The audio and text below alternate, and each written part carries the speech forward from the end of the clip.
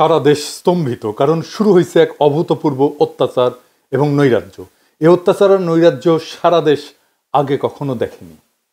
আওয়ামী লীগের সন্ত্রাসীদের স্টাইলে এবার যুব দলের সন্ত্রাসীদের হাতে 28 অক্টোবর স্টাইলে খুন হইল এক ব্যবসায়ী। পাথর দিয়া বিপুল জিঘাংসা নিয়া থেতলে দিছে সেই ব্যবসায়ীর শরীর।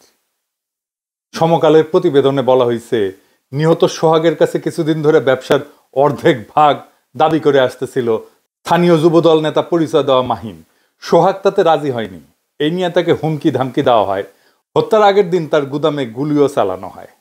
সারা দেশে লুটতরাজ চাঁদাবাজিতে কোন কোন দলের লোকেরা যুক্ত আমরা জানি। এই পাথর দিয়ে শরীর থেতলে দেওয়া কোনো নতুন বিষয় না। আমি অনেক আগে থেকেই লক্ষ্য করতেছি, আমি সতর্ক করতেছি বিএনপিকে। দেখেন, আমাদের দেশে ফিরলে বাইচা থাকতে দিবে না বিএনপির কর্মীরা বলে। বিএনপির সাম্প্রতিক আচরণগুলো হয়ে উঠতেছে ভয়ঙ্কর রকমের ফ্যাসিস্ট। আমার পেজে এসে একজন বা দুইজন না, একাধিক মানুষ হুমকি দেয়। কেন বিএনপির সমালোচনা করি? খুন করে ফেলার হুমকি দেয়। আওয়ামী লীগও হুমকি দিত ইনবক্সে, আর প্রকাশ্যে ওরা হুমকি দিচ্ছে 32 নম্বর ভাঙার পরে। কিন্তু বিএনপির কোনো ভয় ডর নাই, প্রকাশ্যে হুমকি দেয়। আমি আজকে একটা দেখাচ্ছি কি কারণে সে আমাদের দেশে আসতে দেবে না বা আসলে বাইসা থাকতে দেবে না, ওটা ওরাই জানে। এরা ক্ষমতা আসলে কি করবে আল্লাহ মালুম। আইডম থাকলে করে নিস রে ভাই, করে নিস। যে জিতবে ওই তো সিকান্দার হবে। হাইডম থাকলে তুই আমাকে দেখে নেবো, আমার হাইডম থাকলে তো করে দেখে নেবো। এটাই রাজনীতি। রাজনৈতিক দল তার আশেপাশে বন্ধু রাখে, যারা ঠিক দল করে না কিন্তু একটা লুজ সম্পর্ক থাকে তাদের সাথে। আওয়ামী লীগের কাছে কিন্তু মাস্টার ছিল, সেজন্য আওয়ামী লীগ এতদিন রাজত্ব করতে পারছিল। বিএনপি সবাইরে শত্রু বানায়। এদের কর্মীদের রাজনৈতিক শিক্ষা এতই দুর্বল, এরা যখন দাবরানির উপরে থাকে তখন কেসো হইয়া থাকে, আর যখন ক্ষমতার গন্ধ পায় তখন নেকড়ে হইয়া ওঠে। যাই হোক, এগুলো নিয়ে আলাপ করবো পরে। নির্বাচন আসুক, ক্যাম্পেইন করে দেবো, দেখাই দেবো জনগণকে কাদের ভোট দিতেছেন। দেখেন, কিছুই হবে না হয়তো, কিন্তু আমি খায় না খায় কন্টেন্ট বানাবো। শুধু আমরা যে গালিগুলো দিছে বিএনপির কর্মীরা, সেগুলো কম্পাইল করলে না 10টা এপিসোড হয়ে যাবে। আমারই যদি মাইরা ফেলাইতে চায় তাহলে তো একজন সাধারণ ব্যবসায়ীকে থেতলাইয়া দেবেই। গতকালকের ভিডিওতে একজন বলতেছে, বিএনপির কর্মী, যে হিন্দু, আমি হিন্দু, তাই বাংলাদেশে আমি অশান্তি লাগাই দিতে চাই মুসলমানদের মধ্যে।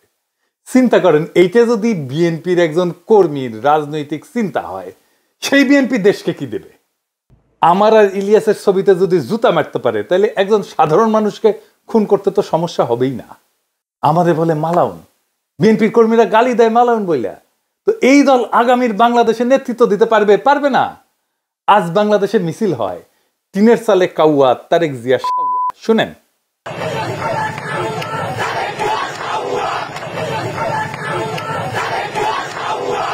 এর দায় কার? চান্দাবাজদের নাকি বিএনপির অনলাইন ইনফ্লুয়েন্সারদের? আসেন সেটা একটু বুঝে দেখি। এর দায় ক্যাটাগরিক্যালি কয়েকজনের।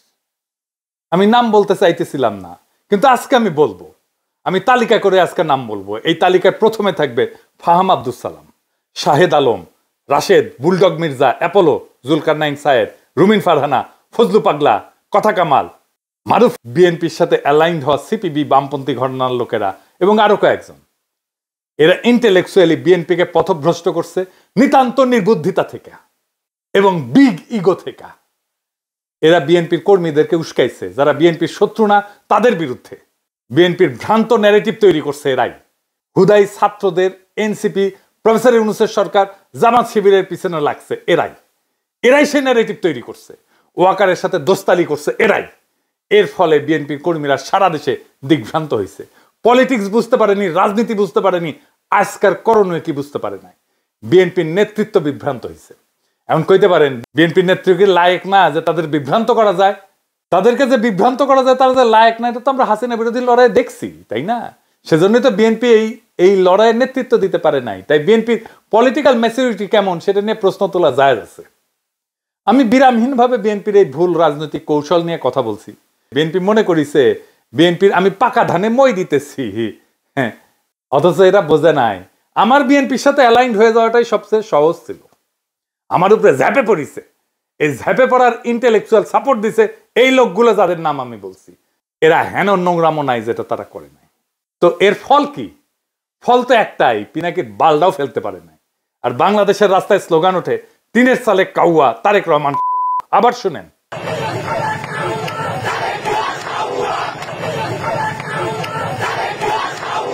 দুইবার শুনাইলাম। যে তারেক রহমানের বীরের বেশে দেশে ফেরার কথা ছিল, সেই তারেক রহমানকে এই জায়গায় নামায় আনার দায় এই লোকগুলার। 2 দিন আগে এরা আমার পিছে লাগিয়েছিল দল বেঁধে একটা ছবি নিয়ে, এই যে ছবিটা নিয়ে একটার পর একটা ভিডিও বানাইতেছে। ওই ভিডিও দিয়ে নাকি আমাকে চর মারিছে ভার্চুয়ালি। হ্যাঁ, আরে নেতারা যে টেকে নাই ওই ছেলেটার দিকে, সেটা তো মিছা না। ক্যামেরার চোখ তো ভুল দেখে নাই। ওই ক্র্যাশে দাঁড়ানো ছেলেটা নিজে এসেও যদি বলে, তাও আমার দেখাটা মিথ্যা না। আমার সেই সমালোচনা নিতে পারে নাই, তাই লানত পড়িছে। আজকে রাজপথে স্লোগান উঠেছে তারেক রহমান। ইডেনে ছাত্র দলকে হল ছাড়ার আলটিমেটাম দিছে। এই ইডেন থেকে ছাত্রলীগ আর আওয়ামী লীগ বিতাড়নের শুরুটা শুরু হয়েছিল, মনে আছে না? আমি যে সমালোচনা করেছিলাম, সেই ছবিতে বুড়া নেতারা একজন আহতের দিকে না তাকায় নিজেরা গল্প করতেছিল, সেই সমালোচনা তারা নিতে পারে নাই। আর আজ তারা লজ্জায় মুখ দেখাতে পারতেছে না। দুর্বিনীত বর্বর মধুলবীদের দলে ভিড়ায় এক সময়ের সহযোদ্ধাদের উপরে জিঘাংসা নিয়ে যারা ঝাঁপায় পড়ে, তাদের উপরে এভাবেই খোদা লানত পড়ে। আমি অভিশাপ দেই নাই, কিন্তু অভিশাপটাই না আনিছেন আপনারাই। রাজনীতিতে লাগে বয়ান, বয়ান ন্যারেটিভ। ওইটা যারা পারে তারাই রাজনীতির গতিমুখ ঠিক করতে পারে। ওইটা আসে এইখান থেকে, মাথা থেকে, এটি থেকে। ওইটা যতদিন থাকবে, যাদের সচিব থাকবে চিন্তায়, তারাই রাজনীতির মাঠে টিকে থাকবে। নিজেরা এভাবে জয় বাংলা হয়ে যাবেন। যারা চিন্তায় সজীব, তাদেরকে পরাজিত করতে পারবেন না। এই সরল সত্যটা মাথায় রেখেন এখন থেকে। বিএনপির এই দশা কারা করলো, কিভাবে করলো এবং কেনই বা করলো, আসেন এটা একটু বুঝে দেখি। ওয়াকার আর তার পাশ পোষা ডিজিএফআই এর প্ল্যান এটা। বিএনপি যখনই ইন্ডিয়ার খপ্পর থেকে বাইরে হয়েছে, তখনই বিএনপির চান্দাবাজ দুর্বৃত্ত অংশকে আশকারা দিয়ে মাঠে নামাইছে ডিজিএফআই। তাদের ইন্টেলেকচুয়াল সাপোর্ট দিছে বিরানি আলম, কচুঘাটি সহ অনেকেই, যারা বাংলাদেশে অ্যান্টি হাসিনা, অ্যান্টি ফ্যাসিস্ট রাজনীতিক বুক দিয়ে আগলায় রাখতে পারে, তাদের বিরুদ্ধে ক্যাম্পেইন শুরু করছে এরা। এই কচুঘাটি জুলকার নাইন সায়ের যা বলবে, মনে করবেন এটা ওয়াকারের কথা, এটা ডিজিএফআই এর কথা। ও ডিজিএফআই থেকে মাসোহারা পায়। তারেক রহমান আর প্রফেসর ইউনূসের মিটিং হওয়ার পর আমি বলছিলাম ইন্ডিয়া আপাতত পরাজিত হয়েছে, কিন্তু ওয়াকার নতুন প্ল্যান নিয়ে মাঠে নামবে, মনে আছে না? ডিজিএফআই এর লক্ষ্যই ছিল বিএনপির বেপরোয়া অংশকে দিয়া এমন অবস্থা তৈরি করা যেন বিএনপি ঘৃণিত রাজনৈতিক শক্তিতে পরিণত হয়।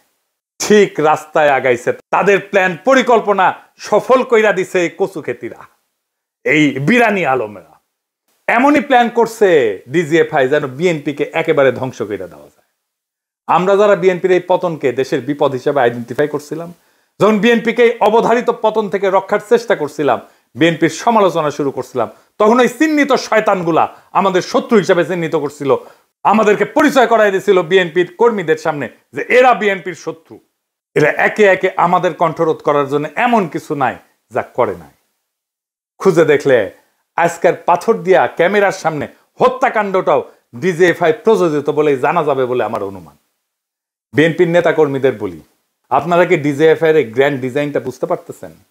প্রশ্ন করেন, কে তাদের এই সাহস দিছে এইভাবে খুন করা যায়? কে খুনের সময় ক্যামেরা নিখুঁতভাবে ভিডিও করলো?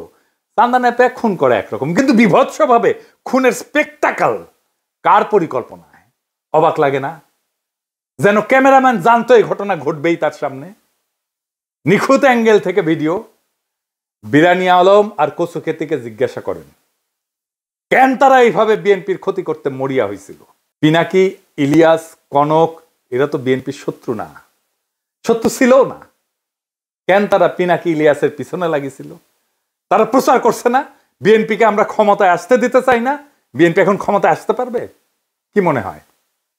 প্রফেসর ইউনূসের সরকারের আইন শৃঙ্খলা রক্ষার ব্যর্থতার কথা বলতেছিল। আরে বেকুবের বাচ্চা, ম্যাজিস্ট্রেসি পাওয়ার নিয়ে মাঠে কি আর্মি নাই? ওয়াকারের লোক নাই? তারা কি লাইতেছে? প্রথম আলোর সামনে তো ঠিকই আর্মি দিয়ে গরু জবাই ঠেকাইতে গেছিল। আর্মি এই হত্যাকাণ্ড ঠেকাইতে পারে নাই কেন?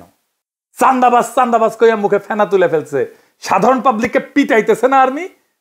পাছার মধ্যে পিটাইতেছে না? পাছার লাল কইরা দিতেছে না? আর্মি চান্দাবাজ ধরে পিটাইছে? একটাও পিটাইছে দেখান? করে নাই। করে নাই কারণ এইগুলা ওয়াকার পালে। আবার দেখেন, এই নধর এই দাবি করিচ্ছে বিএনপির গুন্ডাদের ম্যানেজ করার জন্য বিএনপির ক্ষমতায় যাওয়া দরকার। এগুলোর এখন হোলসেলে থাপড়ান বিএনপির কর্মীরা।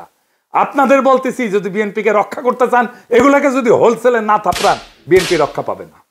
বিএনপিকে এই জায়গায় এইগুলা নিয়ে আসছে, এই ছাপড়িগুলা যেদিন থেকে বিএনপির কান্দে চাপিছে সেদিন থেকে বিএনপির পতন শুরু হয়েছে। বিএনপির নেতাকর্মীদের এখন কি করণীয়?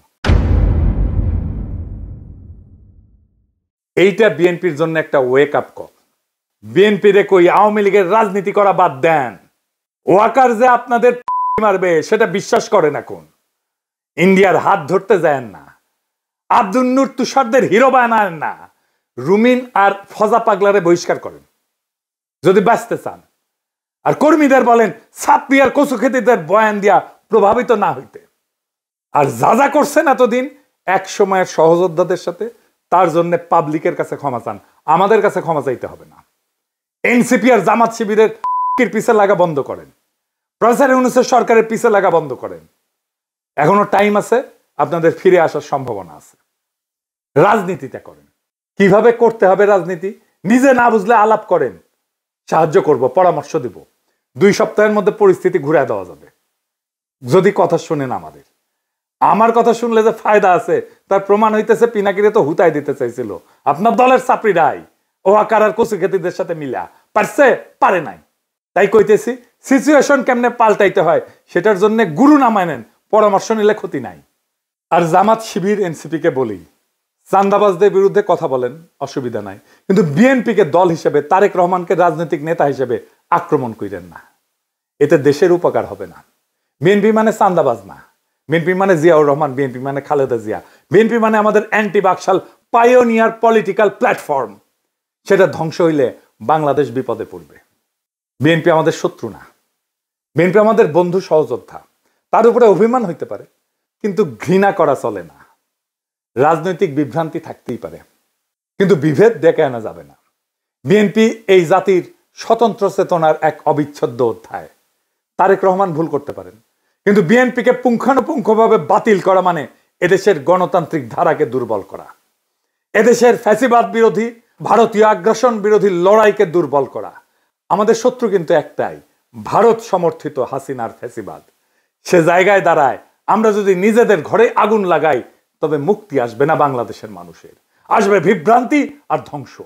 তাই সমালোচনা করেন, সংশোধনের ডাক দেন, কিন্তু ধ্বংস ডেকে আনেন না। কারণ আমরা সবাই একই ঐক্যতানে বাঁধা, একই বিপ্লবের সৈনিক। এই সত্যটা ভুলেন না। এই সত্য ভুললে বিপ্লবকে রক্ষা করতে পারবেন না। বিপ্লবকে রক্ষা করাই আমাদের প্রথম কর্তব্য। ইনকিলাব জিন্দাবাদ।